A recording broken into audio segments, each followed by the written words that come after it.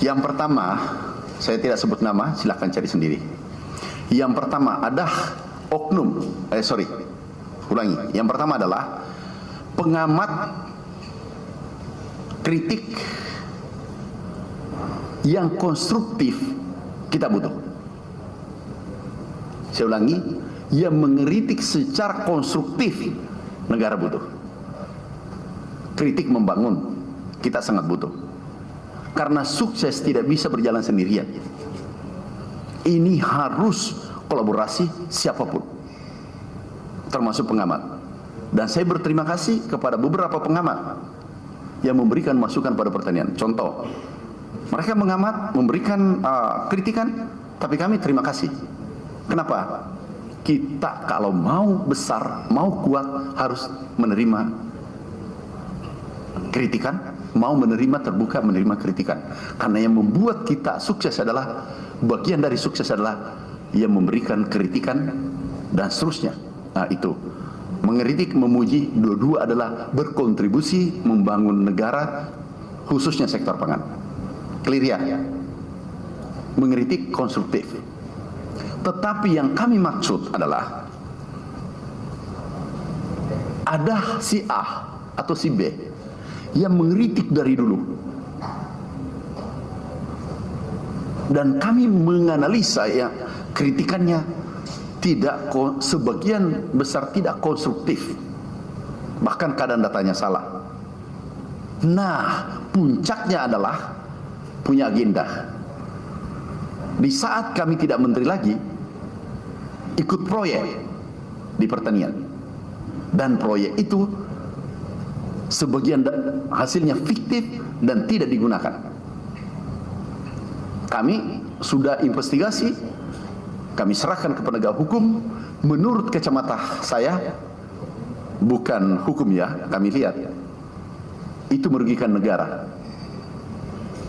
Karena ada kalimat, nah jangan dipelintir, jangan pelintir ya. Ada kalimat bahwa kok pengamat musuh negara. Yang musuh negara, saya tanya Anda, nah yang bertanya, kalau korupsi musuh negara enggak? TV One korupsi musuh negara enggak? Musuh. Mana Metro TV? TV One mana tadi? Musuh negara enggak? Sepakat? Ini oknum dan ini musuh negara. Dan kami tidak akan membiarkan berkeliaran dengan simbol apapun di Kementerian Pertanian. Mau pengamat, mau apapun, kami beresin. Nggak boleh kami tinggal diam. Itu yang saya maksud. Oke. Berarti si Muhammad bukan penjara karena ada terlibat di observing. Itu bukan gara-gara pandangan dan komitmen. Oh bukan, karena korupsi, titik. Langsung iya semua selesaikan. Masa jauh-jauh aku tidak mungkin aku mengeluarkan statement. Tapi baguslah Anda tanya. Saya lagi di luar negeri ditanya banyak wartawan, Pak ada gini-gini, sudahlah tunggu aku. Bukan karena mengamatnya. Kalau ada mengamat pertanian, ini menarik. Tolong ditulis juga. Ada seorang profesor memberi masukan, Pak Mentan ada yang minta fee di kantornya. Aku lacak, aku pecat. Sekarang tersangka. Dan Anda boleh cek, cari sendiri. Aku sudah tanda tangan pemecatannya dan tersangka. Sudah tersangkanya sudah? Siap, sudah. Itu. Jadi terima kasih kalau ada yang memberi masukan. Berani bermain-main, pasti kami beresin. Jangankan pengamat, pegawai sendiri aku pecat.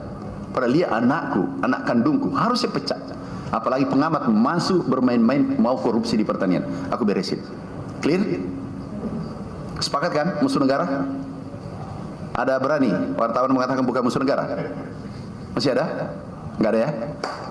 Izin Pak, selain untuk gandum tadi ada produk peternakan yang perlu lewati yang diadakan dari.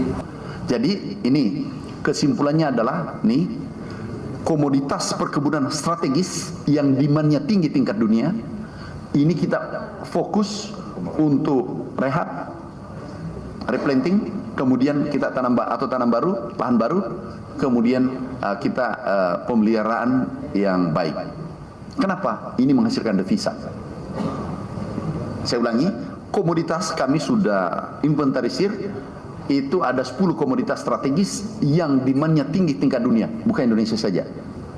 Termasuk kakao, kelapa dalam, pala, kelapa sawit, kita ubi, kita inventarisir. Apa tujuan kita? Meningkatkan ekspor. Hai semuanya. Sektor peternakan dari yang diagendakan dari Yordan tadi. Nanti kita diskusi teknis nanti, pertanian, peternakan, perkebunan, pengairan. Kita diskusi karena beliau akan berkunjung ke sini. Pak, tadi kan dijelaskan kalau misalnya Yordannya udah minat untuk CPO kan Pak. Dari hasil kemarin tuh udah ada kayak pembahasan berapa sih yang akan potensi di Nanti teknis, intinya berapapun kebutuhan beliau mereka terbuka. Udah, baik banget. Oke, ada lagi yang lain? Pak, terkait pupuk yang direncanakan